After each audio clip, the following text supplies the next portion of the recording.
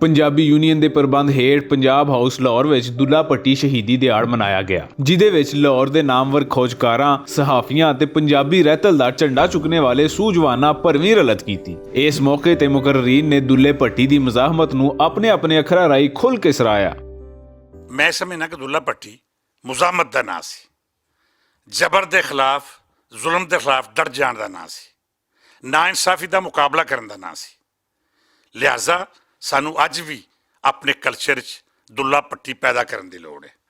ਸਾਨੂੰ ਪੰਜਾਬੀ ਜ਼ੁਬਾਨ ਦੀ ਵਿਕਾਸ 'ਤੇ, ਆਪਣੇ ਕਲਚਰ ਦੀ ਵਿਕਾਸ 'ਤੇ, ਆਪਣੀ ਰਹਿਤਲ ਦੀ ਵਿਕਾਸ 'ਤੇ ਪੰਜਾਬ ਦੀ ਵਿਕਾਸ 'ਤੇ ਇਸ ਗੱਲ ਦੀ ਲੋੜ ਹੈ ਕਿ ਅਸੀਂ ਦੁੱਲਾ ਭੱਟੀ ਜੰਮੀਏ, ਦੁੱਲਾ ਭੱਟੀ ਪੈਦਾ ਕਰੀਏ, ਤਾਂ ਕਿ ਪੰਜਾਬ ਦੇ ਕਲਚਰ ਦੀ ਜੰਗ ਲੜੀ ਜਾ ਸਕੇ, ਪੰਜਾਬ ਦੀ ਵਿਕਾਸ ਦੀ ਜੰਗ ਲੜੀ ਜਾ ਸਕੇ। ਲਿਹਾਜ਼ਾ ਸਾਨੂੰ ਅੱਜ ਦੇ ਦਿਨ ਇਹ ਯਾਦ ਕਰਨਾ ਹੋਏਗਾ ਕਿ ਅਸੀਂ ਦੁੱਲਾ ਭੱਟੀ ਦੇ ਪੈਰਾਂ 'ਤੇ ਪੈਰ ਰੱਖ ਕੇ ਉਹਨਾਂ ਚੀਜ਼ਾਂ ਵੱਲ ਟੁਰੀਏ ਜਿਹੜੀਆਂ ਪੰਜਾਬ ਦੀ ਬਿਹਤਰੀ ਵਾਸਤੇ ਜ਼ਰੂਰੀ ਨੇ। ਦੁੱਲਾ ਭੱਟੀ ਪੰਜਾਬ ਦੀ ਧਰਤੀ ਉੱਤੇ ਮਜ਼ਾਹਮਤ ਦੀ ਉਹ ਮਿਸਾਲ ਹੈ ਜਿਹਨੇ ਪੰਜਾਬ ਦੇ ਕਿਸਾਨ ਦੀ ਗੱਲ ਕੀਤੀ, ਪੰਜਾਬ ਦੀ ਲੋਕਾਈ ਦੇ ਹੱਕਾਂ ਦੀ ਗੱਲ ਕੀਤੀ, ਜਿਹਨੇ 5 ਦਰਿਆਵਾਂ ਦੇ ਪਾਣੀਆਂ ਦੀ ਗੱਲ ਕੀਤੀ, ਜਿਹਨੇ ਪੰਜਾਬ ਦੀਆਂ ਧੀਆਂ ਦੇ ਹੱਕ ਦੀ ਗੱਲ ਕੀਤੀ। ਮੈਂ ਸਮਝਦਾ ਹਾਂ ਕਿ ਅੱਜ ਦੇ ਦੌਰ ਵਿੱਚ ਅਗਰ ਅਸੀਂ ਦੁੱਲੇ ਭੱਟੀ ਦਾ ਕਿਰਦਾਰ ਦੇਖੀਏ ਤਾਂ ਸਾਨੂੰ ਉਹ ਇੱਕ ਰਾਹਨੁਮਾ ਮਿਸਾਲ ਨਜ਼ਰ ਆਉਂਦਾ ਹੈ ਜਿਹਨੂੰ ਅਸੀਂ ਸਾਹਮਣੇ ਰੱਖ ਕੇ ਆਪਣੇ ਹੱਕਾਂ ਲਈ ਆਵਾਜ਼ ਚੁੱਕ ਸਕਦੇ ਹਾਂ।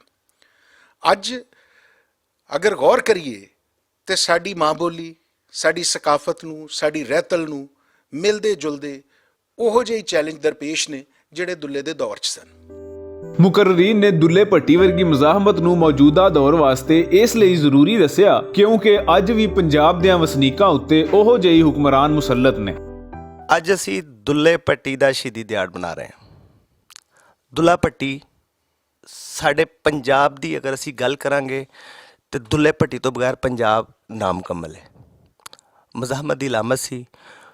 ਉਹਨੇ ਆਪਣੇ ਦੌਰ ਦੇ ਵਿੱਚ ਜਿਹੜੇ ਹੁਕਮਰਾਨਾਂ ਨਾਲ ਜਿਹੜੇ ਇਸ਼ੂ ਦੇ ਉੱਤੇ ਟੱਕਰ ਲਈ ਸੀ, ਅੱਜ ਸਾਨੂੰ ਵੀ ਉਹੀ ਦਰਪੇਸ਼ ਨੇ। ਅਤੇ ਮੈਂ ਸਮਝਦਾ ਵਾਂ ਕਿ ਅੱਜ ਸਾਡੀ ਕੌਮ ਜਿੱਥੇ ਜਿੱਥੇ ਵੀ ਬੈਠੇ ਨੇ ਪੰਜਾਬੀ, ਅੱਜ ਉਹਨਾਂ ਨੂੰ ਫਿਰ ਦੁੱਲੇ ਭੱਟੀ ਦੀ ਜ਼ਰੂਰਤ ਹੈ ਆਪਣੀ ਮਾਂ ਬੋਲੀ ਨੂੰ ਜ਼ਿੰਦਾ ਕਰਨ ਵਾਸਤੇ, ਆਮ ਲੋਕਾਈ ਦੇ ਹੱਕਾਂ ਵਾਸਤੇ, ਆਮ ਆਦਮੀ ਦੇ ਜਿਹੜੇ ਮਸਾਇਲ ਜਾਂ ਉਹਦੇ ਵਾਸਤੇ ਜਿਹੜੀ ਆਵਾਜ਼ ਬੁਲੰਦ ਕਰਨ ਦਾ ਜਿਹੜਾ ਜਜ਼ਬਾ ਦੁੱਲਾ ਭੱਟੀ ਦੇ ਵਿੱਚ ਸੀ, ਅੱਜ ਉਹ ਸਾਨੂੰ ਕਿਸੇ ਜਗ੍ਹਾ ਦੇ ਉੱਤੇ ਨਜ਼ਰ ਨਹੀਂ ਆਉਂਦਾ।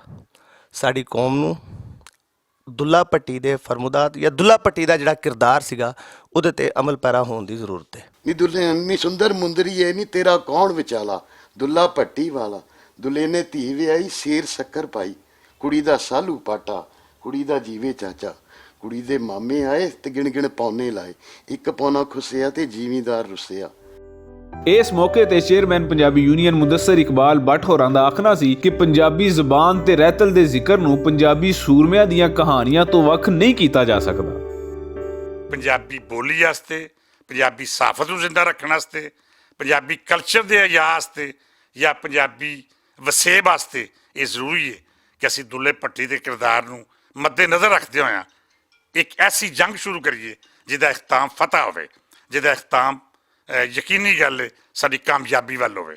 ਤਾਂ ਸੋ ਅੱਜ ਦਾ ਦਿਨ ਇਸ ਗੱਲ ਦਾ ਅਹਿਦ ਕਰਨ ਦਾ ਦਿਨ ਹੈ ਕਿ ਅਸੀਂ ਦੁੱਲੇ ਭੱਟੀ ਦੇ ਕੰਮ ਨੂੰ ਅੱਗੇ ਵਧਾਉਣ ਵਾਸਤੇ ਕਦਮ ਵਧਾਈਏ ਅਤੇ ਇਕਮੁੱਠ ਹੋ ਕੇ ਉਹ ਜੰਗ ਲੜੀਏ ਜਿਹਦਾ ਅੰਜਾਮ ਪੰਜਾਬ ਤੇ ਪੰਜਾਬੀ ਕਲਚਰ ਦੀ ਕਾਮਯਾਬੀ ਹੋਵੇ। ਇਸ ਮੌਕੇ ਉੱਤੇ ਗੱਲਬਾਤ ਕਰਨ ਵਾਲਿਆਂ ਦਾ ਇਹ ਵੀ ਕਹਿਣਾ ਸੀ ਕਿ ਦੁੱਲਾ ਭੱਟੀ ਸਾਡੀ ਰਹਿਤਲ ਦੀ ਅਲਾਮਤ ਹੈ। ਸਰਕਾਰੀ ਸਤ੍ਹਾ ਉੱਤੇ ਉਹਨੂੰ ਯਾਦ ਨਾ ਰੱਖਿਆ ਜਾਣਾ ਪੰਜਾਬੀ ਦੁਸ਼ਮਣੀ ਤੇ ਅਫਸਰਸ਼ਾਹੀ ਦੀ ਨਾਲਾਇਕੀ ਹੈ। ਅੱਜ ਸਾਨੂੰ ਦੁੱਲਾ ਭੱਟੀ ਚਾਹੀਦਾ, ਸਾਨੂੰ ਦੁੱਲਾ ਭੱਟੀ ਇੱਕ ਹੋਰ ਚਾਹੀਦਾ।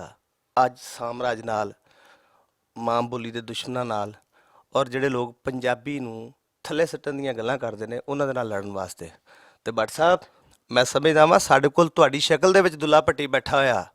ਖਾਸ ਤੌਰ ਉੱਤੇ ਉਸ ਸਕਾਫਤ ਦੀ ਮਿਨਿਸਟਰੀ ਨੂੰ ਮੁਖਾਤਿਬ ਕਰਕੇ ਕਹਾਂਗਾ ਕਿ ਤੁਹਾਨੂੰ ਤੌਫੀਕ ਨਹੀਂ ਹੋਈ, ਵਜ਼ਾਰਤ ਇਤਲਾਆਤ ਨੂੰ ਕਹਾਂਗਾ ਕਿ ਤੁਹਾਨੂੰ ਤੌਫੀਕ ਨਹੀਂ ਹੋਈ ਪੰਜਾਬ ਦਾ ਮੁਕੱਦਮਾ ਲੜਨ ਦੀ, ਪੰਜਾਬ ਦੇ ਬਾਰੇ ਗੱਲ ਕਰਨ ਦੀ, ਪੰਜਾਬ ਦੀ ਲੋਕਾਈ ਦੇ ਹੱਕਾਂ ਦੀ ਗੱਲ ਕਰਨ ਦੀ, ਪੰਜਾਬ ਦਾ ਉਹ ਚਿਹਰਾ ਵਿਖਾਉਣ ਦੀ ਤੌਫੀਕ ਨਹੀਂ ਹੋਈ ਜਿਹੜਾ ਇਹਦੀ ਮੁਜ਼ਾਹਮਤ ਦਾ ਪਰਚਮ ਹੈ, ਜਿਹੜਾ ਇਹਦੀ ਮਜ਼ਾਮਤ ਦੀ ਪਹਿਚਾਨ ਹੈ ਔਰ ਜਿਹੜਾ ਹਕੀਕੀ ਪੰਜਾਬ ਦੀ ਪਹਿਚਾਨ ਹੈ, ਜਿਹੜਾ ਕੰਮ ਵਜ਼ਾਰਤ ਇਤਲਾਤ ਜਾਂ ਸਕਾਫਤ ਨੂੰ ਕਰਨਾ ਚਾਹੀਦਾ ਸੀ, ਉਹ ਮੁਦੱਸਰ ਇਕਬਾਲ ਭੱਟ ਸਾਹਿਬ ਇਕੱਲੇ ਕਰ ਰਹੇ ਨੇ, ਤਨਹਾ ਕਰ ਰਹੇ ਨੇ।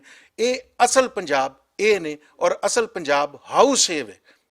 ਅਸੀਂ ਤੇ ਇਹ ਵੀ ਤਵੱਕੋ ਕੀਤੀ ਬੈਠੇ ਸਾਂ ਕਿ ਵਜ਼ਾਰਤ ਇਤਲਾਤ 'ਚ ਬੈਠੀ ਅਫਸਰਸ਼ਾਹੀ ਦੇ ਉਹ ਕਿਰਦਾਰ ਜਿਨ੍ਹਾਂ ਨੂੰ ਮਾਡਲਿੰਗ ਕਰਨ ਦਾ ਬੜਾ ਹੀ ਸ਼ੌਕ ਹੈ, ਜਿਹੜੇ ਵੀਡੀਓਜ਼ ਬਣਾ ਕੇ ਬੜੇ ਮਖਸੂਸ ਮਾਡਲਿੰਗ ਦੇ ਸਟਾਈਲ ਦੇ ਵਿੱਚ ਬੜੇ ਨੁਮਾਇਆਂ ਹੋ ਕੇ ਸਾਹਮਣੇ ਆਉਂਦੇ ਨੇ, ਉਹ 4 ਗੱਲਾਂ ਦੁੱਲੇ ਭੱਟੀ ਦੇ ਬਾਰੇ ਵੀ ਕਰਨਗੇ, ਉਹ 4 ਜੁਮਲੇ ਦੁੱਲੇ ਭੱਟੀ ਦੇ ਬਾਰੇ ਵੀ ਕਹਿਣਗੇ।